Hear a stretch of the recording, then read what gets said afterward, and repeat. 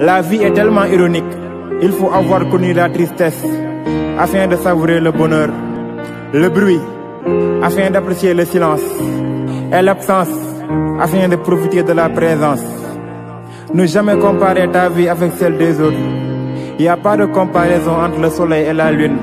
Chacun a son tour de briller. J'ai compris que les gens qu'on rencontre ne sont pas forcément nos amis. J'ai compris que dans la vie, on n'a pas toujours ce qu'on veut. J'ai compris qu'on n'est rien sur la terre. En une seconde, tout peut s'écrouler. J'ai compris que sans patience, courage, volonté, on n'arrive à rien. Il faut pas s'y fier à l'apparence. Car j'ai compris que l'important c'est ce qu'il y a dans le cœur. J'ai appris que le courage n'est pas l'absence de peur, mais la capacité de vaincre. salaamaaleykum mbokk yi internetu El Vision Média ñi ngi leen di nuyu fi ñu leen daan nuyoo saa su ne amaat mbégte ak contentement bu mag di leen dalal ci seen émission Vision Ensemble. tey ñu am invité bu mag boo xamante ni mi ngi bàyyeeko ba diwaanu Yeumbeul Nord mi ngi tudd Mor Ndiaye nekk le coordonnateur de Clari Grand Mor ñi ngi lay nuyu bu baax di la ziar. asalaamaaleykum waa El Vision maa ngi leen di nuyu di leen sant te di kontaan si dalal bi ngeen ma dalal ci seen émission bi maa ngi tudd Mor Ndiaye dëkk si commune bi ñuy wax commune Yeumbeul Nord jiite mouvement bu nga tudd Clari. soo déggee Clari pour définir que mooy comité de réflexion d'action pour le renouveau de Yeumbeul ànd defar Yeumbeul. merci Mor ni nga dugg seen noonu am na solo j'espère que internet yi dinañ am contentement gis la ci suñu écran El Vision Média ñu war a waxtaan ci waxtaan boo xamante ni lu jëm ci wàllum mbas mi nga xamante ni dugg na ci biir Sénégal en plus ak politique bi fi mu toll ak aussi litige foncier yi nga xamante ni tamit lëmbee na jamono loolu yëpp bëgg nañ ci ak tolluwaayu politique gu Sénégal ma fàttali ne aussi membre nga ci biir comité ou bien mouvement ci ñoo nangu boo xamante ne day contrer ñoo lànk donc loolu yëpp il fallait que internautes yi xam ko. Grand Mor sama première question mooy Mor Ndiaye lan la représente biir Yeumbeul Nord. ok asalaamaaleykum. loolu dama ciy kontaan ma nuyuwaat waa Yeumbeul commune Yeumbeul Nord. di leen sant di leen gërëm et puis di leen gën a talalal loxo Yeumbeul li ma fay def li ma taxaw a Yeumbeul bari na ndaxte depuis ma naissance Yeumbeul laa juddoo fa laa yoroo fa laa màggee fa laa defee école fa laa jàngee métier ba jóge fa dem à l'étranger immigration ñibbisiwaat toogaat biir Yeumbeul di dund ak waa Yeumbeul di xool def taxaw seetlu si li nga xamante ni manqué na fay ci Yeumbeul si mbas mi nga dugg avant mbas mi laay wax man mun naa ne en décembre 2019 avant décembre mois de octobre dama tukki dem Allemagne di nuyu suma passage suma grand frère docteur Cheikh Ndiaye qui est le premier conseiller ambassade à Berlin à travers moom mu am ay partenaires yoo xamante ni dañu teg benn hôpital boo xamante ni bu bees bu ñu ubbi Yeumbeul Nord ci route de la Marine bi ñu ko ubbee hôpital bi manqué na ay équipement à travers moom ma demee Allemagne fexe naa ba am fa partenariat am fa conteneur boo xamante ni c'est un conteneur de 40 pieds ñu indi ko destiné ko à la commune de Yeumbeul Nord ci hôpital bi tey mun naa ni Yeumbeul soo demee bloc opératoire bu Yeumbeul bi ubbi na bagage yooyu ñu indi à travers loolu noonu tax na waa Yeumbeul ñoo ciy bénéficié wu comme Yeumbeul métti na te bëri jafe-jafe yi bëri na comme munoo fekk kenn ku ci nekk nga fajal ko soxlaam mais bërëb yi nga xamante ne ay institution la yoo xamante ni ñëpp ñoo ko bokk loolu moo tax tey ñu jëloon ñun suñu premier objectif bi nga xamante ni moom la ñuy def ñu dem foofu noonu équiper hôpital bi jaarale ko ci loxo le maire Daouda Ndiaye xam nga ñu def ko en place def ko ba bu ñuy inauguré poste de santé Darou Rahman 2 ci matériel yooyu jël nañ ci yóbbu foofu tamit inauguré c'était juste pour waa Yeumbeul yëpp mën ci jariñu kon ñun defe naa sunu objectif atteindre nañ ko. ok Mor Ndiaye ñu gis ne saa su ne mi ngi amal ay activités Mor Ndiaye activités yi c'est juste social la wala politique wala lan nga jublu lan nga ci jublu. waaw activités yi moom ku ñu xam wala nga xam sunu famille wala nga xam ma xam ne sama ndaw ba nii laa mel. dama nekk ci koñ bi nekk bokk ci membre ASC bi ngay wax ASC Neexle. ma yàgg ci occupé ay postes yoo xamante ni postes yu sensible la ci ASC bi di ko dund ak sumay naataangoo ak sumay frère social boobu ma yàgg di ko def c'est pas que dañ ci dugg pour bugg ci gain parce que bu fekkee ni ñun loo xamante ni suñu personne kese wala suñu image wax dëgg yàlla suturaal nañu mën nañ dem ak suñu bopp. mais est-ce que bu fekkee ni kenn ku ci nekk dangaa nekk ci li nga nekk rek mu arrangé la nga toog est-ce que kon yëmbal dina pousse dina dem. loolu moo tax ñu engagé wu dugg ci li nga xamante ni moom mooy terrain politique bi mën naa ni. ñu ngi ci dugg depuis 2009. à travers encore lu ma la wax suma grand frère ci président Macky Sall ci Dekkal Ngor lañ njëkk a dem élection législative élection locale. si lañ njëkk a amee conseil municipal. boobu noonu ñuy nekk ak Macky Sall boobu xëy na ni tey ñu bëri xëy na tey moo xew rek ñu ñëw ànd ak moom si li muy yëngatu nii. mais ba ñuy nekk ñun di gëm président Macky Sall di ci sonn yàgg na. social bi ñuy def nag c'est normal. yaa ko wax mbas mi dafa ñëw. man sama première action yi ma def si mbas mi mooy sama koñ laa ko njëkkee. bi mbas mi amee ñu ne sensibilisation bi si à travers mesure de barrière yi nga xamante ni moom la médecin yi wax mooy raxas loxo yi foo toll ngay raxas say loxo muy set soo duggee boo génnee boo ñibbisee nga raxas say loxo yi ma jël li nga xamante ni ay omo ay saabu ay kotol ay eau de javel distribuer ko population bi may leen ko c'est pas que question da nga mën a satisfaire population bi yëpp mais c'était juste pour wan leen au moins am na ci ñoo xamante ni seen dégg-dégg dafa xaw a suufee côté bi ñu dëkkee parce que personne vulnérable moom fu mu dëkk pour dégg wax ak moom ci santé day xaw a métti ki nga xamante ni dafay xëy ndekkite ko kooku moom dafay am yenn programme yoo xamante ni soo ko ci bëggee woo day xaw a métti trop loolu moo tax ma def geste comme sama koñ la balaa may dem feneen ma njëkke ko bi ma jógee foofu mooy suma première sortie ci mbas mi deuxième sortie ma dem ci li nga xamante ni mooy daara yi ma dem parce que ñoom comme dañ na restez chez vous xale yëpp nañ toog seen kër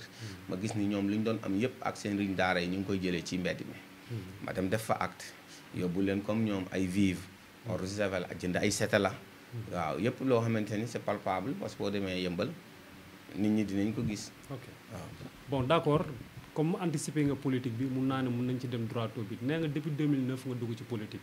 nekk fa ak Dekkal Ngor bi ak xamante ni moom la président Macky Sall dajale woon. donc ba jusqu'à présent nii ba tey ñu ngi ci 2020 ça fait 11 ans Macky Sall am na poste bu mu la nommé. non amul poste bu ma nommé parce que li may def lu ci ëpp mun naa ne. sama yëngu-yëngu li ci ëpp man sama population sama commune moo ma ñor commune bi nga xamante ne. ban poste nga yor biir APR. responsable laa comme responsable yëpp. responsable politique laa. ci ban domaine. ci domaine yëpp parce que amul leen loo xamante ne dinañ ko def ci biir commune bi. ci loo xamante ni ci ay manifestation wala élection. te boo xamante ne duñ ma soxla. parce que man nag lu munti am mooy ku ma xamul xam naa suma bopp te population yëmbal fi ñu ma teg xam naa ko. parce que su ma wootee dinañ wuy si. te bu ma waxee dinañ déglu. te loolu man maa ngi koy rafetlu. waaw poste nag. kooku pour man bu fekkee sa gox ñor na la. waroo ci mën a muser à 100%. am na yenn yoo xamante ni occupation yi soo si daw pour dem ci. parce que pour sa commune bénéficier wu la. parce que ñu fi nekk ñi nga xamante ni dañ fi nekk ay kilifa ci mbir mi. xëy na am na yenn yoo xamante ni duñ la jéem a ubbil bunt yi. mais nag bu dee yow am nga loo xamante ni moom nga gëm te waa yëmbal ñoom moom seen bopp. nga wan leen li leen convaincre loo xamante ni suba lu munti xew ñoom dinañ xam fi ñuy féete quoi. est-ce que Mor Ndiaye aussi xoolul ne tey mi ngi ci 11 ans. biir APR. jusqu'à présent nommé nañ fa ay maire nommé fa ay député nommé fa ay coordonnateur nommé fa lépp. mais ba léegi Mor Ndiaye gisul wàllam ci nag bi. Mor Ndiaye loolu taxul mu fi pour bëgg a dem gagner ji mairie. wala pour xëccoo maire te yaak maire bi yéen a bokk même parti. non loolu taxul parce que man élection yi ma dem. ñoom demuñu ko. yow dem nga élection. man dem naa élection en 2017. 2017 j'étais candidat sur la liste Union Citoyenne Bunt bi man maa ci nekkoon département de Pikine. mën naa ni ñun da nga génnoon APR. génnuñu APR parce que boobu ci mouvement présidentiel grand mouvement présidentiel ci lañ bokk. parce que ci bennoo bi la. dem dañuy def seen étude gis nañ ni moment boobu frustré yi nekk biir APR bari na. man am na lu ma mën ma ñëw ñu jox ma liste département bu Pikine ne ma dañu bëgg nga nekk candidat département de Pikine. ok ma waxtaan see ñi ma si waxtaan jël suma engagement bi may dem am na ñoo xamante ne nañ kii dafa yabaate 47 liste musul dem élection. muy dem ay ministre dem ay élection lu nekk moom mu ne day dem élection pour nekk candidat. ma dem am naa député sama tête de liste jàll na. muy Théo Chérif Monté bi nekk assemblée te dëkk Kaolack. moo nekkoon suñu tête de liste. département Pikine bi ñu wootee ba ngoon. 3800 am nañu 808 voix si un première fois. élection yow yaa dirigé liste bi te nekkoo tête de liste. man maa dirigé liste bi nekkuma tête de liste parce que li tax ma def ko nekkuma tête de liste. parce que élection législative. 6 personnes yi nga xamante ni ñoo jiite liste bi bu ñu jàllee ñëppay jàll bu ñu pertee ñëppay perte. kon ça veut dire que nekk ci tête bi wala nekk ci ginnaaw bi amul sens. non mais yow jàlloo quoi. yow et puis ñu ne parité jàlluma parce que kenn jàllul ci liste bi parce que liste bi gañewul Pikine.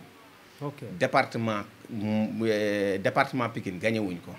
national bi la ñu gañe moo tax ñu am tête de liste départementale. mais d'accord nga élection maire moo gën a difficile législative. élection maire moo gën a difficile législative. te dem nga législative ñàkk. élection législative moo gën a yomb pour man élection maire moo gën a difficile. waaw foofu laa la wax. waaw parce que xam nga lu tax parce que parti au pouvoir dafa am ay canaux. am yu muy doxee. loolu soo seetee frustré yooyu yëpp ci biir APR te lañ nekk. te boo seetee APR bi tamit moo wëlbatikuwaat nekkaat union citoyen bunt bi ay soutien la rek. liste yi boo seetee 47 liste la woon élection législative yi. am na ay ministre de la république yi ci bokk. gisuñu sax wiiw dégguñu ko. ok voilà ñun c'était la première fois ñu dem élection locale. te jour boobu noonu am nañ député kon ñun gàcce ngaalaama parce que mouvement citoyen lañ. ñu nekkuñu fi di xeex wala di ŋaañ dañu bëgg a woo appel à la population et à la jeunesse. d'être plus serein si li nga xamante ni décision yi ñuy jël xam nga. ba ñu def yenn actes yi nga xamante ni acte barbare la ak yenn yi nga xamante ni ay soulèvement lay indi ñun foofu rek la ñuy woote suñu bopp. ok waaw. Mor Ndiaye est-ce que CLAR yi am na ay comité biir Yeumbeul Nord est-ce que ñëpp xam nañ ko. CLAR yi am na ay comité. Yeumbeul 87 quartier moo fa nekk. 87 quartier. quartier bu ci nekk fexe naa ba am fa nit boo xamante ni représenté donte moom kenn la nekk CLAR yi. am nga boo xamante ni dans la commune de Yeumbeul Nord. quartier bu si nekk. fexe naa ba am fa koo xamante ni représentant la ñuy nekk loo xamante ni ñu ngi liggéey di waxtaan noo xamante ni nu ñu mën a fexe jox jëmale suñu gox kanam. mais Mor Ndiaye est-ce que ragaloo ragal maanaam. lu tax ma wax la est-ce que ragaloo. Mor Ndiaye dégguma fenn fu Mor Ndiaye taxawee biir Yeumbeul Nord. ne moom candidat la biir Yeumbeul Nord demal boppam mais biir APR lay xëccoo est-ce que gëm nga ni yow boo est-ce que jàppoo ne soo génnul APR. doo mën a nekk doo gagné moo tax nga bëgg a làqatu biir APR pour nekk candidat. man du ma nekk di waxagum si loo xamante ni ndax candidat la wala duma candidat parce que parti lañu yor. ñun ñu am mouvement boo xamante ni dañuy liggéey dans l'ombre di liggéey suñu liggéey nañ ko war a liggéeyee. parti bi dafa am ay normes. waaw mu am je le salue de passage muy député Samba Demba Ndiaye. moom mooy coordinateur u parti bi. comme nekkaguñ ci séance boo xamante ne ñu ngi ci mouvement su localité wala yooyu. loolu noonu du ma ci mën a sori dama ci noppi mais li nga xamante ni moom laay dem fii nii di ko doxee.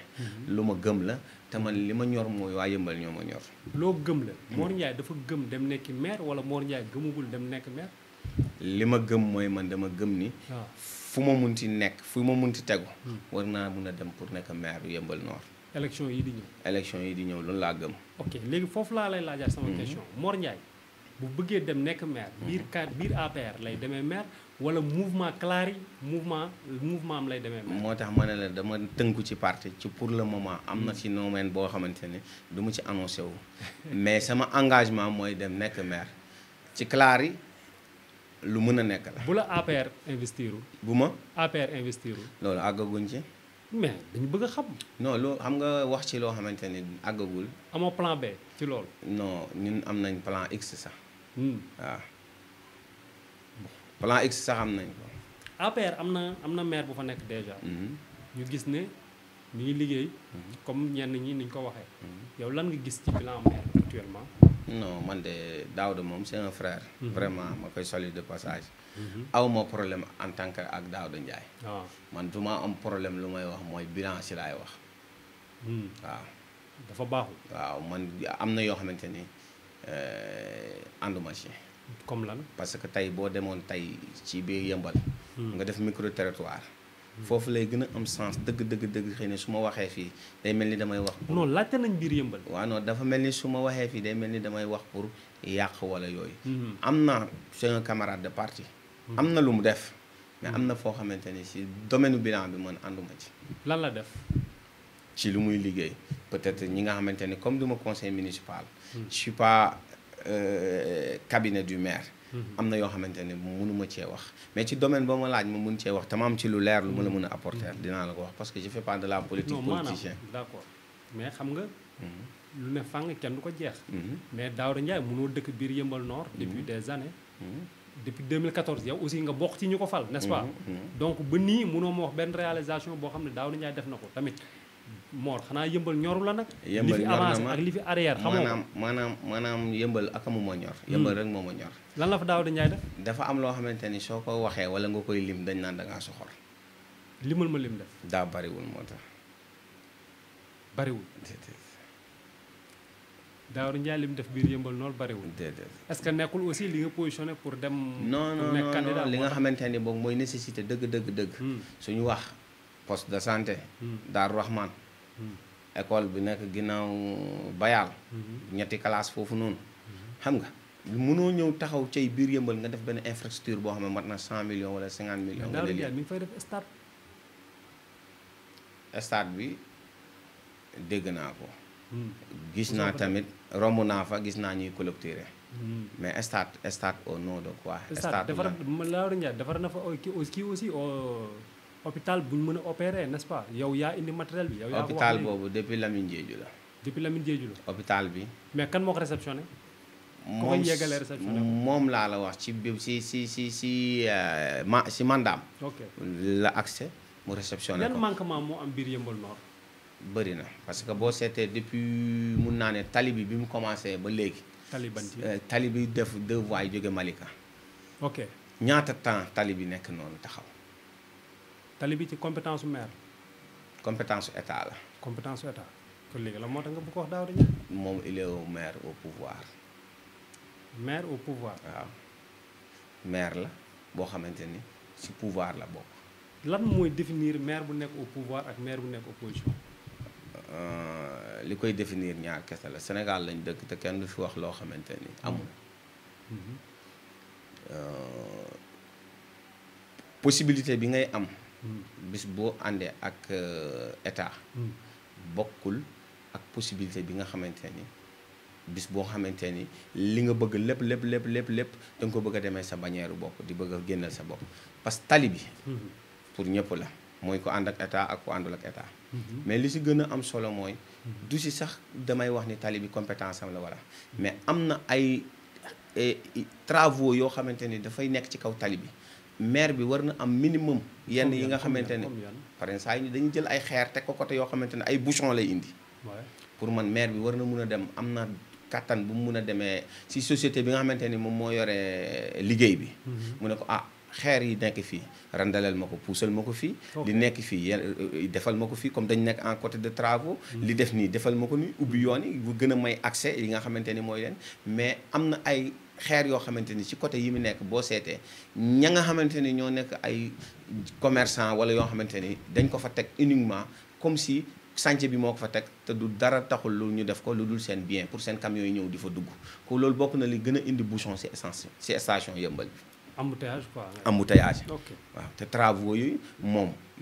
maire kenn mënul laal liggéey foofu ci biir commune bi te tuddoo ko.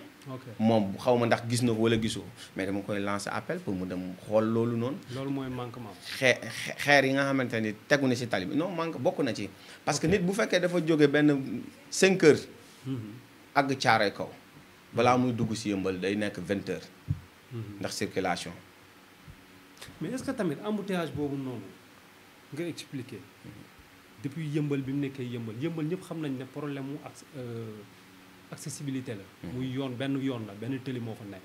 mais est-ce que loolu compétence su maire la aussi pour mu dagg leneen ak leneen. c'est-à-dire man j'aurais préféré nga dugg ak man ci côté technique bi. maanaam lii ak lii loo xamante ne askan bi soxal na askan bi dëggantaan côté santé côté social. côté lii côté lii foofu laa bëgg. débat bi gën a laal nga bu baax tey am nañ hôpital bu bees. waaw yëmbal njëkk na am maternité bu njëkk. waaw maternité bi mu ngi ci kaw tali bi. man en tant que citoyen en tant que doomu yëmbal. gis naa beneen vision. parce que police bi. moo ngi ci biir maternité moo ngi ci biir ASECNA bi. dafa sori pour nga dem fa. war nañu mën a indi police bi ci maternité bi jël maternité bi yóbbu ko ci hôpital bu bees bi parce que biir hôpital bi tabax nañ fa maternité bi nga xamante ni mooy moo gën a moderne maternité bi fi am. biir hôpital bu bees bi ñu defar. ok hôpital bi. hôpital kan moo ko defar Daouda Ndiaye. hôpital bi état moo ko defar. état bi ko defar nee naa la depuis Lamine Diédhiou la. Ablaye Wade moo jënd terrain boobu noonu. bi budget bi ñëwee Turquie ñëw fii nii ñu ñëw fii. bailleurs yi bi ñu fi ñëwee. ginnaaw police yëmbal la ñu pare woon pour def fa hôpital bi. biñ lañ demee yóbbu fa partenaires yi dañ ne fii dafa tuuti. ñu soufflé ko Ablaye Wade mu jënd tool bi nekk foofu. 1 milliard 200 ba mu ko jëndee si lañ jël hôpital bi tabax ko foofu parce que espace bi ñu soxla foofu la mën a nekk. loolu moo fi indi hôpital bi. yaa ngi dégg. hôpital bi ñu ko defee ba pare. si lañ jël foofu noonu nga xamante ni moom moo nekkoon centre récepteur bi nga xamante ni moo nekkoon ASECNA yi. foofu lañ yóbbu police bi. police bi foofu mu nekk dafa sori. parce que tali principal bi mu ngi ci yëmbal ci station bi. kon maternité bu njëkk bi comme tabax nañ hôpital tabaxaale maternité ci biir. man gis naa ni ñoom war nañ mun a déplacer wu. indi police bi ci kaw tali bi. fi police bi nekk. foofu war na nekk camp sapeur pompier parce que soxla nañ ko. imaginel yëmbal yow tey soo yëmbal lu mu toll yëpp. laal Malika may ma rek ma ñëw laal Malika laal Kër Massar. laal Fass Mbao laal Boune. amul sapeur pompier. dañuy woote Géejawaay la ñuy woote. wala parensaay dañuy dem sax woote ba Malick Sy pour ñu ñëw. pour man yi loolu noonu bokk na ci vision yoo xamante ni. suñu bëgg-bëgg la ak suñu mbébét yoo xamante ni xalaat nañ ni war nañ mën a nekk. proposition lañ def forcé wuñu kenn. ok ay établissement yëpp ci établissement état la.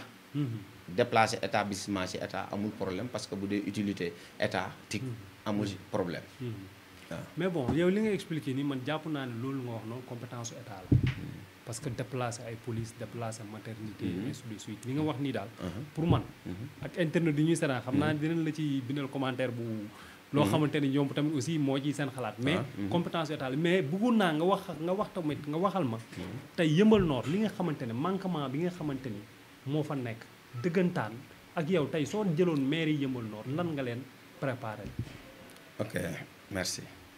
comme niñ ko wax du bu ñu jëlee mairie Yeumbeul Nord. encore ma ñëwaat ci. du parce que dañu bëgg dara rek moo tax ñu ne dañuy jël Yeumbeul Nord dañu ko ànd am ay ONG yoo xamante ne dañu ànd pour liggéey ak ñoom. parce que boo seetee tey Yeumbeul. bâge de 8 ans jëm 15 ans xale yëpp bàyyi nañ jàng ay charretier lañ doon. ok topp ci charrette yi laal ay superficients yoo xamante ni ay gains affaire yooyu. l'âge de puberté jàpp leen ñu topp ci loolu. te loolu def naa jëmalul kanam suñuy doom ñoo ci nekk suñuy frère ñoo ci nekk suñuy jarbaat. am ONG yoo xamante ne pare nañ pour accompagner ci loolu parce que développement commune bi kese am na lu mu ci mën mais am na lu mu ci mënul. commune dafa am loo xamante ne da nga koy wuti muy partenariat. mais boo amul capacité pour uti partenariat def ko jumelage entre commune ak commune. non doo mën a da ngay échouer. Mor Ndiaye am na partenaire pare quoi.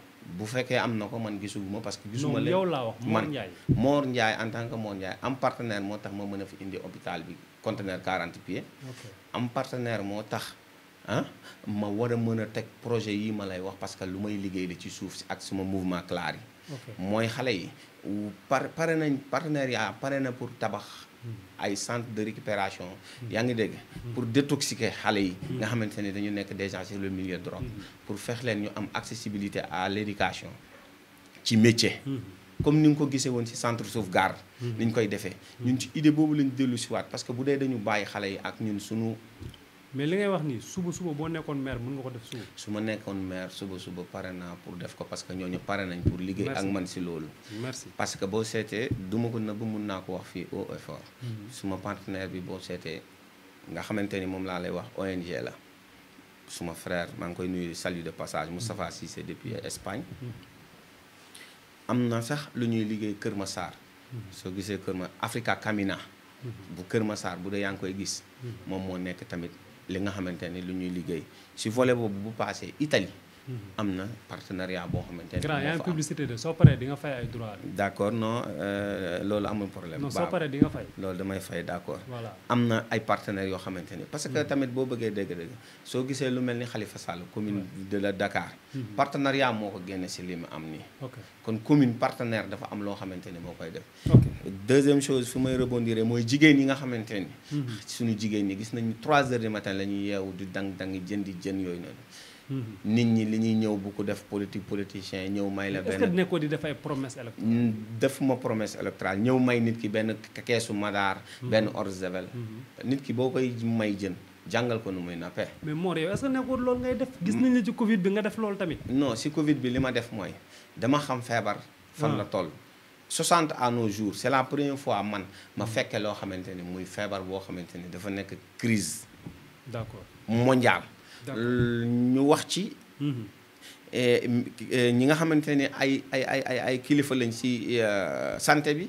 wax mesure de barrière. te man ma dëkk ci commune boo xamante ni commune bi nit ñi seen dégg-dégg neexul. dafa xaw a des. moo tax ma jël sama engagement defar confectionner plus de 5000 masques. def ci sono. yaa ngi dégg de sensibilisation parce que sono yi ma dégg ñuy teg loolu caaxaan la tëgg ak fecc way mënut a sensibiliser nit non may ma tuuti ma éclaircir parce que bi ma koy def pour wax la ni man dama bokk ci commune bi dama invité le maire Daouda Ndiaye ñëwul mais Mor est-ce que tamit yow tu pèses le poids biir Yeumbeul Nord waaw loolu noonu du ma ci débat nañ ma jàpp bëgg a xam quoi non dama bëgg du ma ci débat nañ ma jàpp nañ ma jàppee rek waaw man li may am solo mooy maa ngi waxtaan ak si Yeumbeul waay maa ngi leen di convaincre ci samay idée maa ngi leen di convaincre ci li nga xamante ni gëm naa ni ñun ñëpp bu ñu àndee parce que Yeumbeul du benn te élection du kenn nit a koy gagné masse populaire pour changer Yeumbeul pas politique profitard ok bon léegi da nga ma wax ay ONG mu intéressé ma trop man ni la suba ku la faloon maire say partenaire dinañ ñëw nga ne ma waaw mais est-ce que waa Yeumbeul Nord suñu déggee loolu duñ mer parce que actuellement ni jëlagoo mairie waa Yeumbeul Nord dañu war a xaar ba nga jël maire nga soog a woo say partenaire pourquoi pas mënoo jóg dem vers le maire comme ni nga ko defee ci sa conteneur 40 pieds boobu nga jóg dem vers le maire ngeen àndandoo liggéey parce que tamit sa camarade de parti la ou bien yéen waa APR moom kenn du jiitu sa morom ku jiitu ñu dagg tànkam. merci bonne question depuis mu falu 2014 laa dem wax ak moom ci cadre boobu noonu mi ngi may dégg Daouda Ndiaye ma ñëw bureau ñu toog sama frère la c'est un frère ma ne ko pour nga bëgg a jàppale li fi ma la mën a jàppalee sa liggéey mooy nañ dem ñu dem wut partenariat entre commune ak commune nit ki nag soo ko waxee benn mbir wax ko ñaari yoon déggul pour man sama gëm-gëm mooy pour bañ ko yàqal si liggéeyam dama reculer c'est ça depuis 2014 quoi waaw laa ko woo si loolu wax ko li nga xamante ni man mun naa ko apporter commune Yeumbeul waaw ba ma ko waxee parewul moom pour ñëw yaa ngi dégg ma fàttali ko benn yoon fàttali ko ñaari yoon yaa ngi dégg man ma dem nekk si sumay activité opérateur économique la mais en même temps mënoo woo sa ONG ñu ñëw mu bañ a jaar ci maire bi nga liggéey ak waaw doomu Yeumbeul Nord loolu noonu am na loo xamante ne pour convention nga mën a am convention bi dafa war a dem si bannière maire lay mën a demee kon am na loo xamante ni soo ko amul mënoo ko parce que tey pour te dire pour ma indi conteneur 40 pieds sax bu accepté wul don bi mënoo ko fi indi kon am na yoo xamante ni ay programme technique la yoo xamante ni mais ki accepté don bi tamit waaw mais parce que boobu mënul bañ li muy accepté mooy soxla na ko da ko soxla woon waaw da ko soxla mu profité ci yow waaw man garaawul ba léegi amul fenn foo xamante ni si seen commentaire wala seen communication bind nañ remercier ma wala remercier suma frère bi ko indi mais loolu nag amul problème quoi parce que remercier la wala remercier sa frère waaw bi nga xamante ni si tutelam mooy suma frère docteur Cheikh Ndiaye nekk premier conseil ambassade Berlin mais Mor Mor est-ce que nekkul tamit am na frère bu tudd Saaka Ndiaye. nekk ci APR am fa doole. am frère bu tudd Cheikh Ndiaye est-ce que nekkul Mor loolu la natt aussi mu ne man pourquoi pas waruma mun a dem. pour te dire pour wax la rek élection locale. dëggal sam bopp élection législative 2017. ba may dem ci sama bannière dañoo mer. ok waaw parce que man conviction laay demee. mais li nga ñëwaat nii est-ce que nekkul benn genre. non Cheikh Mbacke suma doom la. waaw Cheikh Ndiaye Saake mooy suma frère ñoo bokk ndey ak baay. ok yaa ngi dégg daaw de mosuma am pour gêner ko ci dara voilà li ma bëgg mooy apporter ko support mais moom gisul loolu. bu gisul loolu nekkul sa ginnaaw tamit. non dama ne daaw dafa ñëwoon pour apporter ko support ci 2014. gisul loolu peut-être mën na ko gis walla xëy na loolu peut-être am na ay nit yoo xamante ne vraiment loolu arrangé wu leen. ci ñoo xamante ne ci ay alentour. waaw man je préfère bañ ko déstabiliser ci liggéeyam ma arrière loolu moom ONG yooyu moom bu dee ñi ngi am ba léegi man dinaa gis Daouda Ndiaye ñu toog ngeen toog yéen ñaar ngeen arrangé parce que tamit askanu Yeumbeul Nord ñoo ciy jëriñu tamit franchement kon donc loolu lu ñu war a mën a dox la. mais est-ce que moment bi c'est le moment. est-ce que c'est le moment. waaw mais loolu waa Yeumbeul Nord bu ñu ko déggee dina la mere de Mor. non duñ ma mere kon ma xam ni kon moom xañ na leen depuis 2014. mais moment bii nii. moo tax man mais rien n'est trop tard. comme ma ne depuis 2014. laa koy tàllal loxo dégluwul. damaa def si beneen formule dem sama bannière bopp. di indi Yeumbeul Nord waaw mooy maanaam si sama clari yi mooy indi pour Yeumbeul. def ko ci beneen yoon. bañ ko déranger rek si li muy def. d'accord waaw. ku nekk après ber kiiwam quoi. non du question ber man li ma ñor xam nga lan commune Yeumbeul ñor. d'accord bon Mor ñu gis ne litige foncier bëri na trop fi mu toll nii jaxasoo ci Sénégal. jaxasoo ci Dakar. Yeumbeul Nord temps yi dégg naa ay coowu gàddaay ay terrain hectare ainsi de suite loolu yow loo mu ci mën a wax te comme Yeumbeul Nord soxal na la. waaw Yeumbeul Nord soxal na ma mais comme problème foncier bi comme du ma liggéeyuma cadastre. liggéeyuma impôt domaine. d'après comme ni ko ñëpp di waxee. awma tamit loo xamante ni li ma ci xam mooy. ñi nga xamante ni ñooy conseil municipal bi nga xamante ni ñoom ñooy nekk ci commune Yeumbeul Nord. ànd nañ ñoom seen biir. waxtaan ba tënk foo xamante ni. def naa ni muy doxalee ci suuf si. yaa ngi dégg. am nañ ci ñoom li nga xamante ni consensus moo tax mu koy def. ndax nekk na walla nekkul. awma ci lu ma leer. ndax jaay na wala jaay awma ci lu ma leer mais gëm naa ni moom mënul def lenn loo xamante ni non dama ne Daouda mënul def lenn ci suuf si pour man loo xamante ni conseil municipal bi nga xamante ni ñoo koy votel xam nga maire mënul xëy def lu mu bëgg wala déet conseil municipal bi kon am nañ conscience que ni ñoom li muy def ànd nañ ci parce que ñoom ñoo représenté waa Yeumbeul wala déet conseil municipal bi ñoo représenté waa Yeumbeul voilà kon jàpp naa ne ñoom li ñuy def bu fekkee lu leer la oui mi ngi ci dina nekk ci suñu kanam su fekkee lu lëndëm la ci suñu kanam lay nekk. ok loolu leer na donc ñu gisoon ni dama amoon benn invité.